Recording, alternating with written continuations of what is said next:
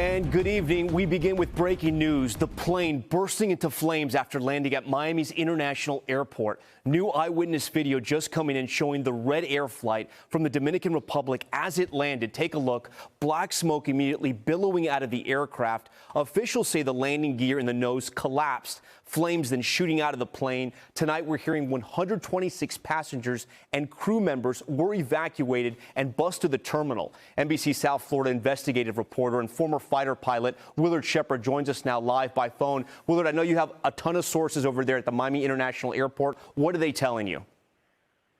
Well, what they're saying is that fortunately at this point we don't have word of any injuries or anything like that, despite this incredibly dramatic video that we're seeing coming from Miami International Airport. This plane coming in to land towards the east there. Apparently no word or warning of any trouble. The Miami-Dade Fire Rescue Fire Department, the airport team is right near where this plane eventually came to rest.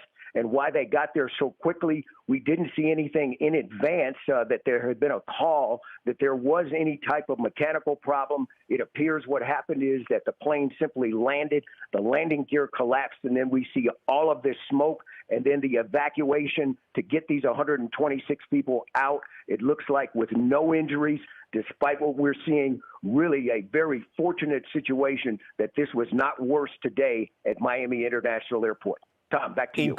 Incredible. The preliminary reports say no one was injured. We can see that Miami-Dade Fire Rescue there at the airport was immediately on the scene. It almost as if they were ready for this to happen. Willard, I want to ask you, looking at this plane come down, you mentioned the nose gear there, but it looks like the fire started on the other side, on the right side of the plane, if you will, maybe by the engine or the wing. Any theories yet or any reporting on what exactly caught fire there?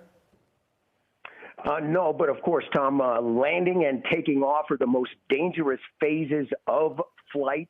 So there can be a lot of other factors that come into that. When you mentioned what you just told me about seeing that the landing gear coming down, obviously a lot of hydraulics, electrical equipment when this type of thing happens and the landing gear comes down. So there could have been some type of electrical system where they had an electrical fire that started this, but it eventually we see this landing gear collapse, which says there's some type of hydraulic problem, should have been locked in there. But once this plane did come to rest, all the emergency personnel and frankly, this crew doing a good job to get those 126 people out.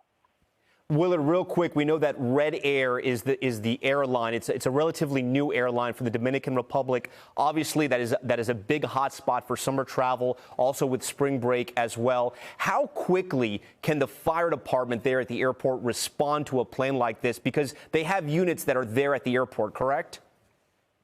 Yeah, correct. And they train specifically the Miami-Dade Fire Rescue firefighters and paramedics that are stationed at the airport receive lengthy, extensive training going in and out of all different types of aircraft, the heights of aircraft, of course, being different, the number of people that are on board and could be on board. They receive extensive training with all of this, also dealing with flammables, putting out aviation fuel, these types of things. And again, this fire department is located right in the middle of the runway sections of Miami International Airport, so they can respond immediately, and they did this afternoon.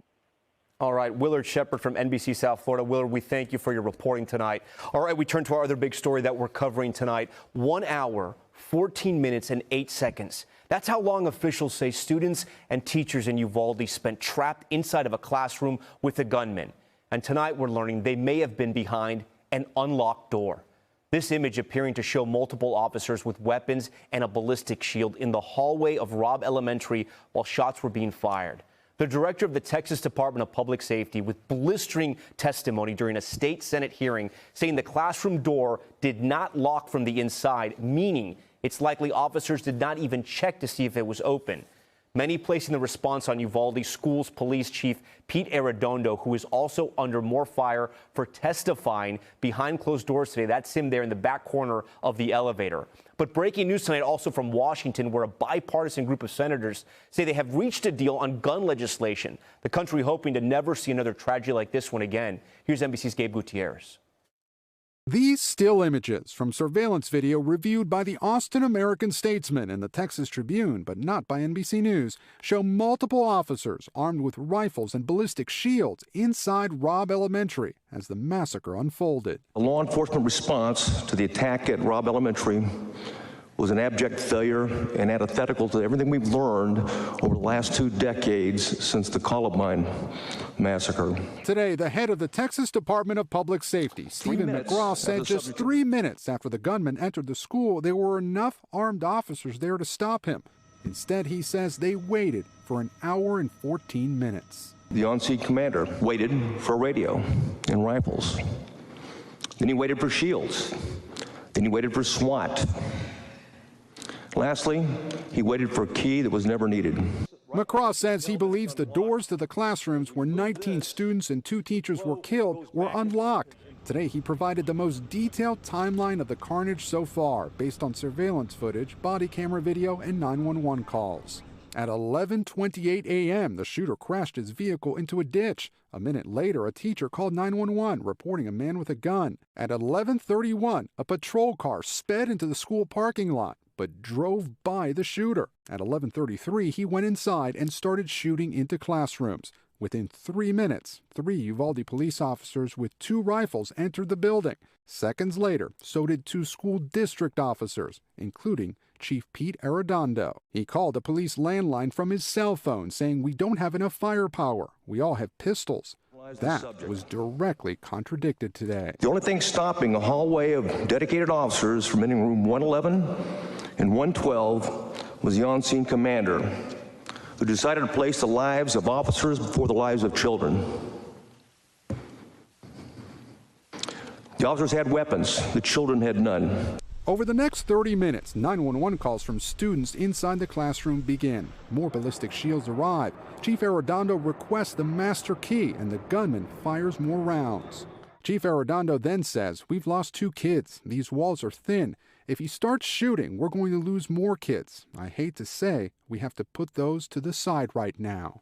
Minutes later, people are going to ask why we're taking so long. We're trying to preserve the rest of the life. The torrent of illogical statements here, and it is preposterous. More than an hour after the gunman entered, Chief Arredondo says we're having a blank problem getting into the room because it is locked. He's got an AR-15 and he's shooting everywhere like crazy. Not until 12:50 does a Border Patrol tactical team breach the classroom and kill the gunman, as Chief Arredondo ignored questions from reporters today in Uvalde anger. He needs to be held accountable. He needs to answer questions publicly and provide information for us.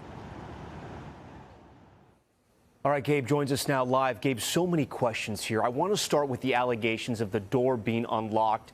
We heard the chief there over the police radio claiming the door was locked. Can you tell us everything we know about that issue right now at this point? Yeah, Tom, so many people in the community are asking this question. And today, again, we heard from the Texas Department of Public Safety, the director of that department, that he believed that at this point, it looks like the door was unlocked, or at least not secure, in his words, and that officers, according to that surveillance video you're looking there, never went to check. Now, Tom, you'll remember the teacher inside one of those classrooms had previously said in an interview that he believed that the door was broken somehow, that it wasn't locking correctly. And again, that is also at the center of the investigation right now, Tom.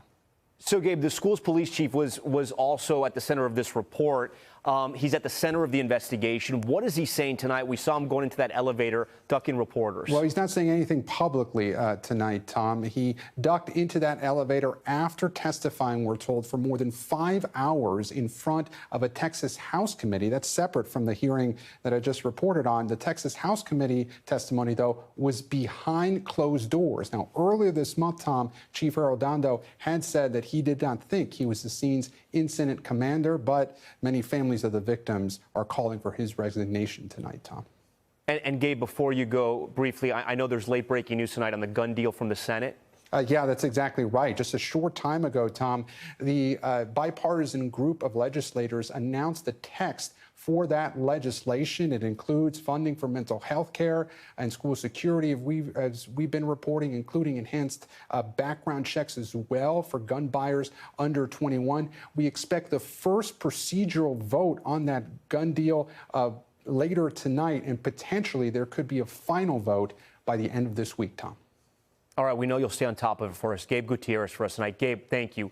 So how did this happen, and what is next in the investigation for Chief Arredondo? I want to bring in NBC News law enforcement analyst Jim Kavanaugh. Jim, I first want to get your reaction to the headline today. The director of Texas Public Safety testifying that the door was unlocked. What are your thoughts on this news? I mean, is that even possible? Could the police assume that the door was locked without even checking it? I mean, what would the protocol be in this situation?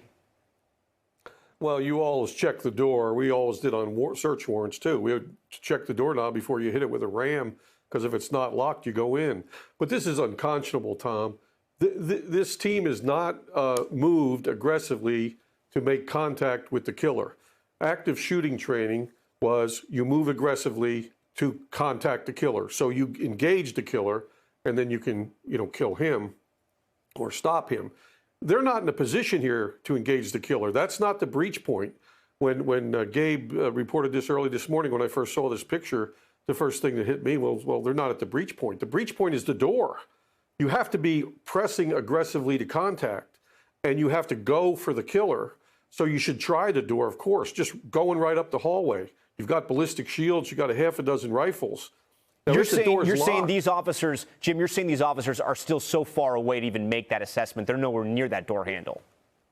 You're right. You go aggressively to engage the shooter or to reach the breach point where he may have locked the door. In this case, he didn't even lock the door.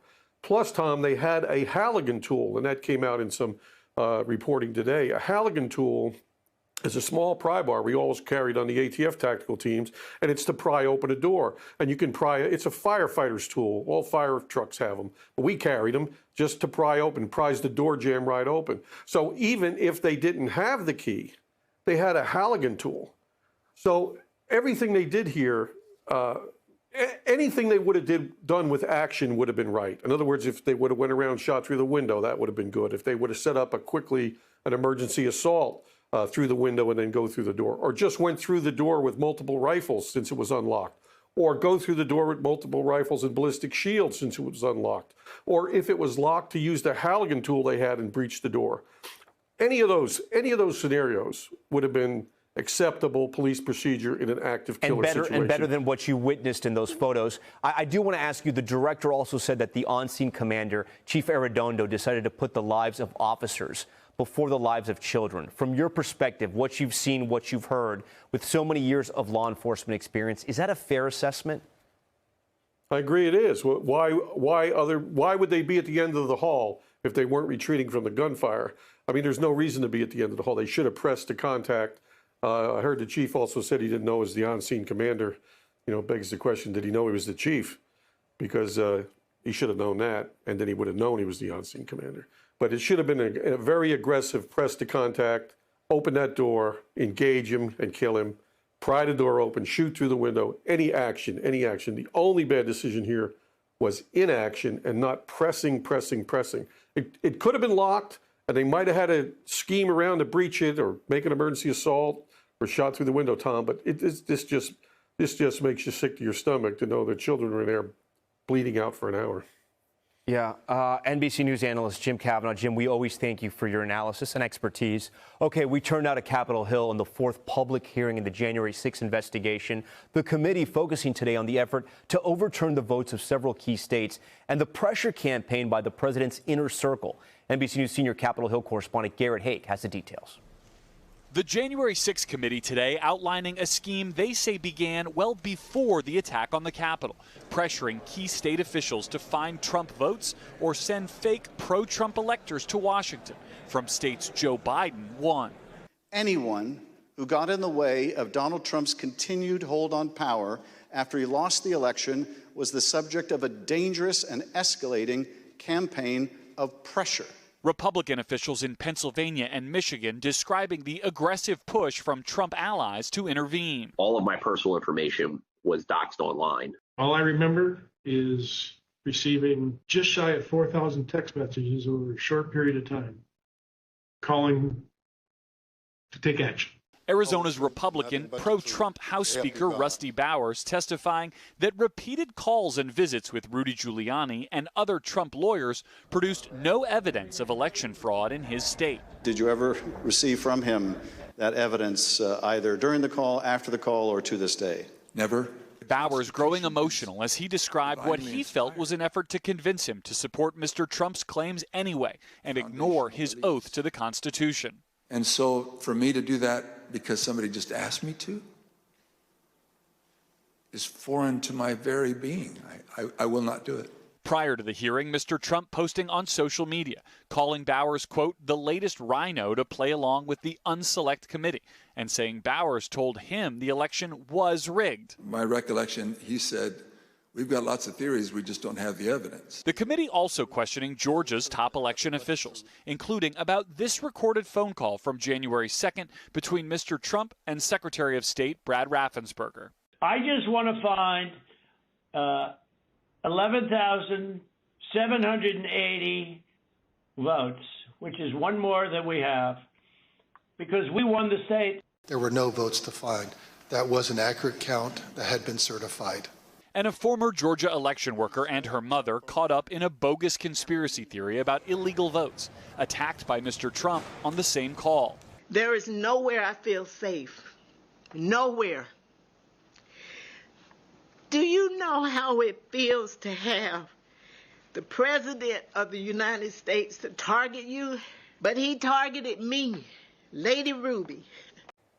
All right, Garrett Hake joins us now. Garrett, you know, there was an alarming statement that you mentioned there in your piece that Republican Speaker of the House, Rusty Bowers, testified to discussing a conversation he had with Rudy Giuliani where the former mayor apparently said, we've got lots of theories, we just don't have the evidence. To me, that was so shocking because these Trump supporters and the former president, they weren't only pressuring election officials around the country. In the case of Arizona, Rudy Giuliani allegedly saying they didn't have the evidence. They essentially were doing this knowing that they didn't have the facts on their side.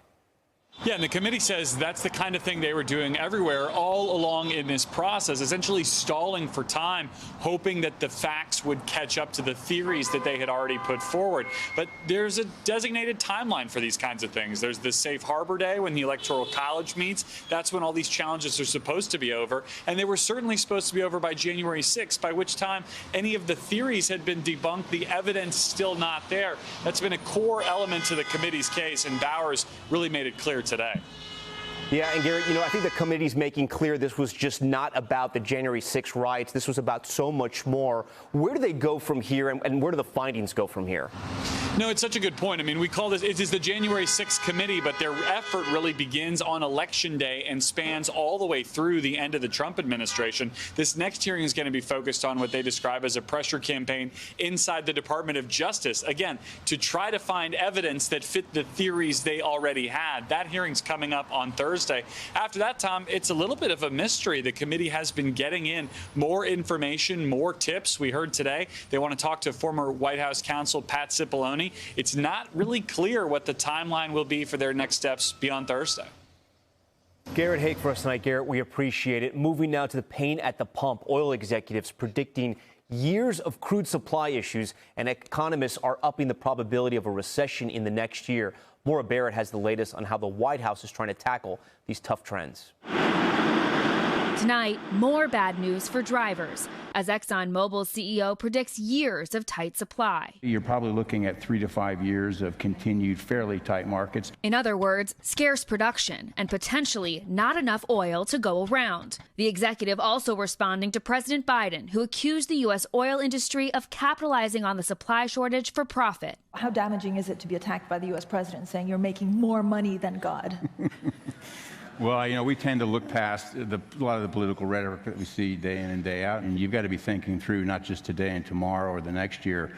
or the next administration, but through this very long time horizon. This controversy as human rights groups condemn Biden for his upcoming visit to Saudi Arabia next month, which he denies is aiming at getting the Saudis to pump more oil. COVID is down, but gas prices are up.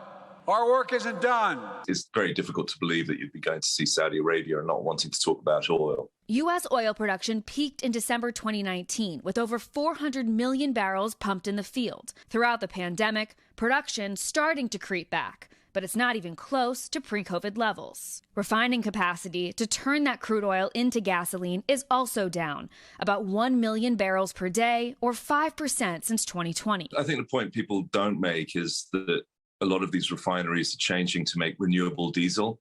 That ultimately relates to the fact that the companies want to minimize their emissions because they're being told by the government to minimize their emissions. Mix in a war in Ukraine, Russian sanctions, and high demand for summer travel. It's all driving the national average for a gallon of gas stubbornly high, around $5 a gallon. And it's hitting Americans where it hurts. Jennifer Carrico from Tennessee said high gas prices almost derailed her summer vacation. It really makes you think twice. She says her family cut back so they could afford to travel. We stay at home. We've stayed at home a lot just so we can go on vacation. It's that sort of behavior that worries economists. Holding back on spending due to high prices could help push the economy into a recession. Goldman Sachs now puts the probability of a recession in the next year at 30%, up from 15%. Some people taking things a step further. Antoine Faulkner in Kentucky donating plasma for some extra cash. Right now, it's definitely helping. Gas is high. Just when you need extra money, it's an easy process. Americans going to the extreme to pay at the pump with no immediate relief in sight.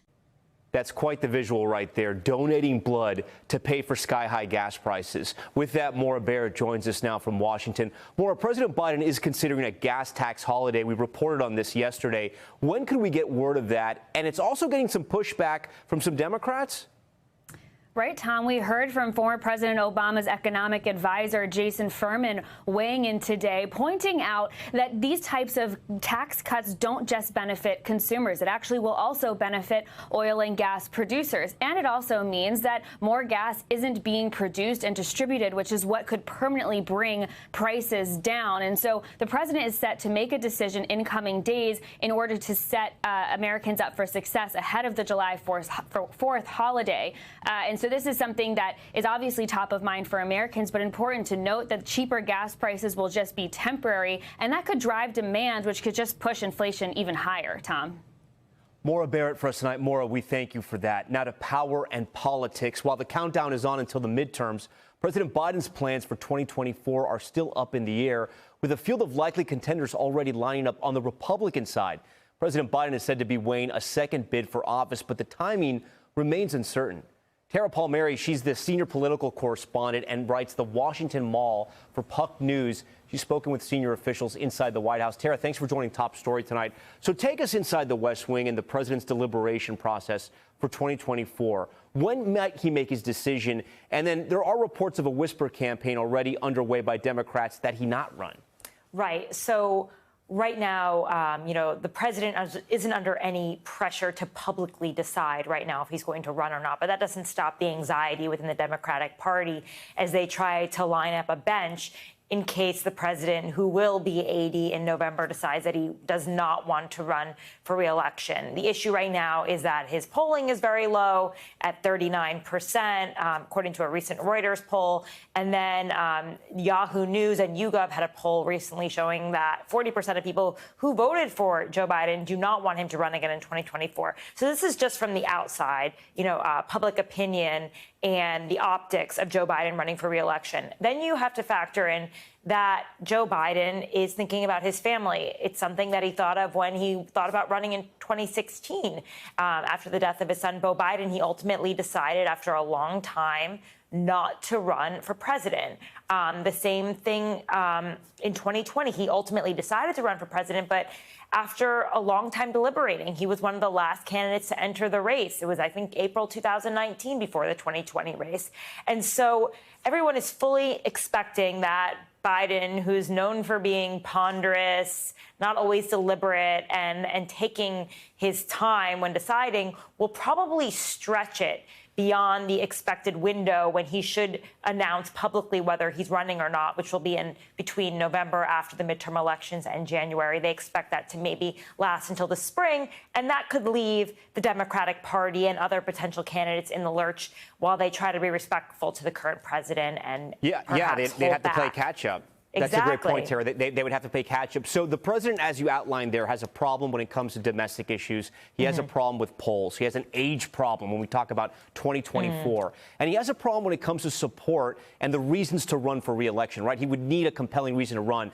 But is there enough time for him to turn this around? Because there have been other presidents who have struggled early in the first terms, namely Bill Clinton, and yet were able to win re-election. So is there enough time for him? That's a really good question. And Barack Obama, the last Democratic president, also faced sweeping midterm shellacking, as they said. I think that was his words, that they lost the House and the Senate in, it was 2010 after the election. And that's the same thing that's likely to happen to Biden. So just because the Democrats will likely be down after this midterm election doesn't necessarily mean that Joe Biden wouldn't win re-election in 2024. In fact, I believe 90% of the midterm elections since the 1900s, they were handed over to the opposite party of the president in power, right? So this is a very frequent thing that happens. The problem is, does Joe Biden want to go back out there and fight for this? And who he will be up against is most likely former President Trump, who has changed the game in terms of civility when fighting politically. And also, it's going to be a very different election than it was in 2020, when he could pretty much campaign from his home because of COVID. Now he'll have to be out there both running the country and running against the former president or another candidate, like a Ron DeSantis. And right now, he's really thinking about his family, and the Republicans are likely to win the House, and they are ready to go after his son, Hunter, who's already under a federal investigation. They are talking about a huge show, trials, hearings.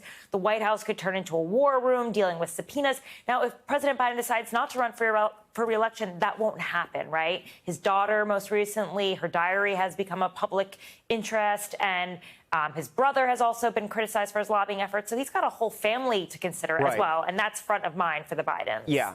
The campaign trail going ahead could be very grueling for him. Let's talk about Republicans. You did mention former President Trump there. There's been a lot of talk about Florida's Governor Ron DeSantis. The two have been sort of, I don't want to say they've been at it because they haven't, but we heard recently from President Trump about what a matchup would look like. What are your sources telling you about the primary process? Because Governor Ron DeSantis, no doubt, is becoming very, very popular for Republicans. Absolutely. And for Democrats, they're terrified of Ron DeSantis, mostly because the optics of running Joe Biden, who we said will be 80 in November, against someone like Ron DeSantis, who's in his 40s and he's young.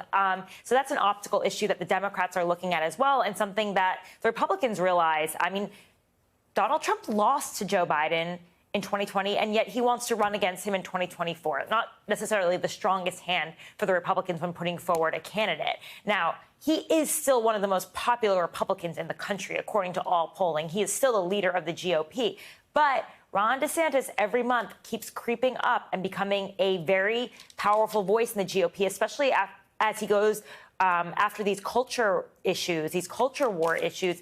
And as he uses the power of being governor of Florida to really enact kind of another version of the Trump America First agenda, right? So he has an actual bully pulpit being governor, whereas President Trump doesn't have Twitter anymore. He's sort of out of the game, and Ron DeSantis is becoming a star in the GOP, and Trump is threatened by that. And you're gonna. It's very low key right now. But if it does play out in a primary, I could expect it'll be really brutal. And President Trump doesn't like to lose, just like we saw in 2020. Is he really going to concede if Ron DeSantis beats him in a primary? I mean, that's a whole other question. We have to. That's actually that's a great question. We'd have to wait and see. Tara Palmieri, she writes the Washington Mall for Puck News. If you love politics, make sure to check it out. Tara, we'll definitely have you back on again. Thanks for joining Top Story tonight. We want to stay in Washington now. The Supreme Court tonight has taken another brick out of the wall of separating church and state. The justices approving the use of taxpayer money to support religious education. NBC News Justice correspondent Pete Williams has more. The ruling is a victory for Amy Carson, who lives with her husband in Maine. They sent their daughter to the same religious high school they attended, Bangor Christian. They say it teaches values that are important in their lives. It's an extension of how we raise her at the house. The beliefs that the school has are in line with what we have at the home. But because that school provides an explicitly religious education, the Carsons were not eligible to receive tuition money from the state. Maine gives taxpayer money to families who live in areas that don't have public high schools. But the state bans using that public money to send children to schools that offer religious instruction, saying it wants to avoid subsidizing religion. Today, by a vote of 6-3, the Supreme Court said that's religious discrimination. Writing for the majority, Chief Justice John Roberts said Maine promotes stricter separation of church and state than the federal Constitution requires. He said once a state offers taxpayer money to benefit public schools, it cannot leave out religious ones. This is one of a series of decisions in which the court's conservative majority has been incredibly protective of religion and has said that the government cannot discriminate, including when it's spending public money. In dissent, Justice Sonia Sotomayor said the decision, quote, leads us to a place where separation of church and state becomes a constitutional violation. All right, Pete joins us now. So, Pete, the separation of church and state is so paramount to our Constitution. This case feels a bit narrow, and that's not a criticism. I'm asking because what are the larger implications here? Does this open the door to larger cases involving the government and religion?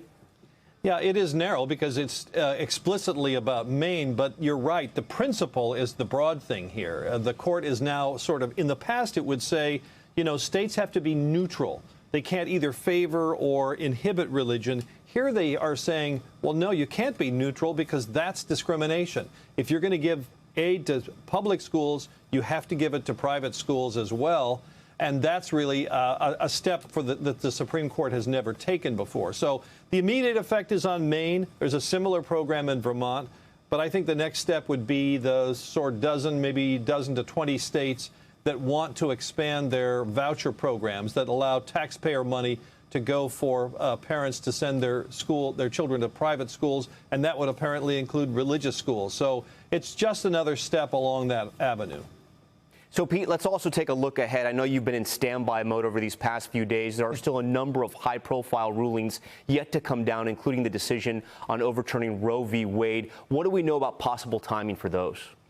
Nothing. But an educated guess would be that it's going to be a while yet. The next scheduled decision day is Thursday. Then there's a decision day on Monday after that. We've got 13 cases left to go.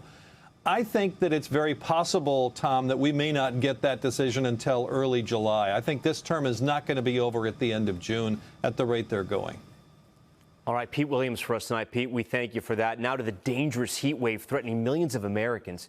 Temperatures soaring into the high 90s and 100s, more than 100 daily records expected to be shattered by the end of the week. Let's get right to our meteorologist, Bill Cairns. Bill, it's the first day of summer, which is surprising because it's been so hot for so long. It certainly feels like it for much of the country, right? Yeah, I feel like we've had this conversation, like, how are we on week 3? Like the same thing over and over again.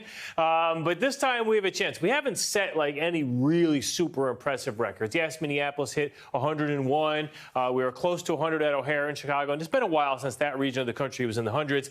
And now we're watching things kind of spreading because the orange colors show you where we have heat advisories. And it's like a jigsaw puzzle map out here. So New Orleans, Memphis, Tulsa, Kansas City, Milwaukee, all those areas are under heat advisories. And the current heat index, even as we're now getting to the evening, through the evening rush hour, still brutal in Memphis, 106. You notice how widespread it is. There's not many areas that aren't feeling oppressively hot. Finally, some cooler air for you in Minneapolis. I know you enjoyed that today after the week you've had. So what are we going to look at in the next 2 days? I still think Thursday is the peak of our dangerous hot conditions for areas of the South. It's not going to be fun tomorrow. 102 in Tallahassee. Atlanta's going to hit 100. It's been 10 years since Atlanta's had 2 100-degree days in a row. We could do that Wednesday and on Thursday, so that's something to watch.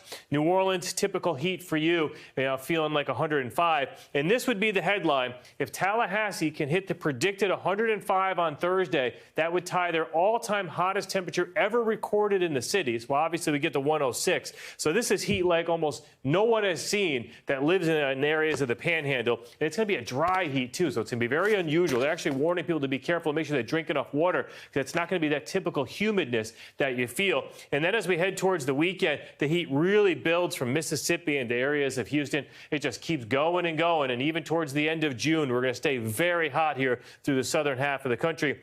And very dry, too. They're talking flash drought in areas of the Ohio Valley. And, Tom, I'll end on this. If you're on social media and follow any meteorologists out there, today is National Warming Stripes Day. The Mets unite. We talk about the temperature, how it's changed as we've gone throughout over the last 100 to 140 years. So this actually represents, each line represents a year. And this starts in the 1850s, and this takes us all the way out to 2021. And you can notice, compared to average, it was kind of cool. And look what's happened over the last 20, 30 years, how we have warmed our planet considerably. So just a little visual example, just trying to let people know what's happening where you and I live.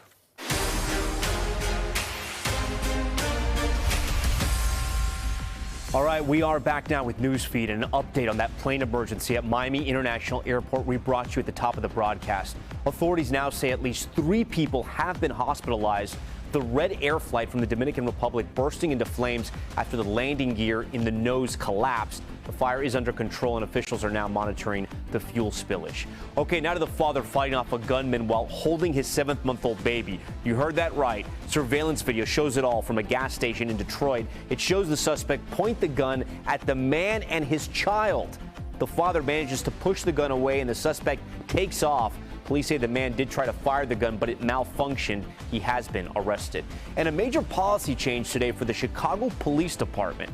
Officers will no longer be allowed to chase people on foot if they are only suspected of minor offenses. These include parking violations, driving on a suspended license, or public alcohol consumption. A draft of the policy was put in place after the fatal police shooting of 13-year-old Adam Toledo and 22-year-old Anthony Alvarez, both happening after foot pursuits. And comedian Dave Chappelle declined having his former high school theater named after him. The comedian announced the decision while in Washington for the dedication ceremony. Current students had protested the renaming over controversy surrounding Chappelle's Netflix special, The Closer. He says he doesn't agree with the backlash, but does not want the new name to be distracting to students. It will now be the Theater for Artistic Freedom and Expression. All right, coming up, a travel nightmare overseas. 80% of trains canceled in the UK today. The cause coming up. Time for top stories, Global Watch, and the violent clashes breaking out in Nepal over a fuel price hike. The new video shows student protesters charging at officers. You see them here with flaming sticks in the capital city of Kathmandu. Police responding with tear gas and batons. The country's state-owned oil monopoly raised the price of petrol by 12% to 16% for diesel. And the UK is seeking its largest retail strike in 3 decades. 40,000 workers walked off the job today, forcing 80% of the trains to be canceled. 2 more strikes planned for this week as workers fight for better pay, working conditions, and job security as Britain's railways struggle to bounce back from the pandemic. London's Underground also closed due to another strike. Okay, in the Americas tonight, in Honduras, a former energy executive sentenced for orchestrating the murder of environmental activist Berta Cáceres in 2016. He's now the 8th person to be charged and convicted in connection to the killing. NBC's Steve Patterson has more. Tonight, former energy executive Roberto David Castillo has been sentenced for ordering the killing of environmental activist Berta Cáceres in 2016. Her murder sparked an outcry across Honduras, demanding accountability. They thought they killed Berta, but what they really did was inspire thousands and thousands of more Bertas. Roxana Altotes is a law professor at UC Berkeley, but was also hired by Cáceres' family to independently investigate the murder due to a lack of confidence in the country to investigate. We exposed information that demonstrated that her murder had been orchestrated, planned by executives and investors in an energy company in Honduras. Castillo is the 8th person to be charged and convicted in connection to the murder of the environmental activist. The company executives that orchestrated Berta's murder really underestimated her strong relationships in Honduras and really globally. Caceres was an outspoken member of the Lenca indigenous group, whose work gained her global recognition. No es un crimen defender nuestros propios derechos como pueblos indígenas.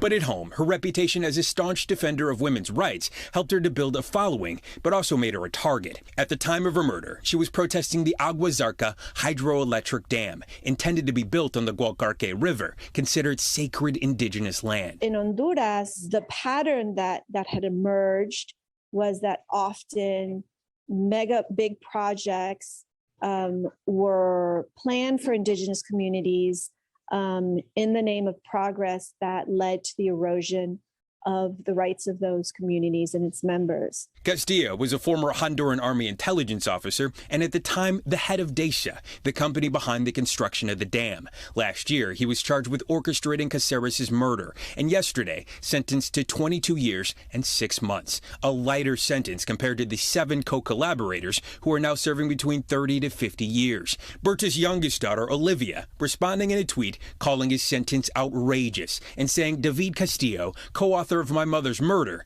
has not received the maximum sentence. Her killing was not the result of the actions of a few bad people, but it was really the result of a bad system, a system that profits from environmental destruction and the denial of rights to communities that have been marginalized and disenfranchised for decades by traditional political systems. All right, Steve Patterson joins us now from Los Angeles. Steve, so where does the investigation stand now? And could anyone else be arrested or sentenced? So, Tom, at the moment, we haven't heard anything more from prosecutors or the court, but protesters believe Castillo was just a link in a chain that goes up even higher, and they are demanding more. The court also ruled that Castillo is responsible for any future civil claims brought by the victims, and his attorneys have promised to appeal. Tom? Thanks so much for watching Top Story tonight. I'm Tom Llamas. Stay right there. More news on the way.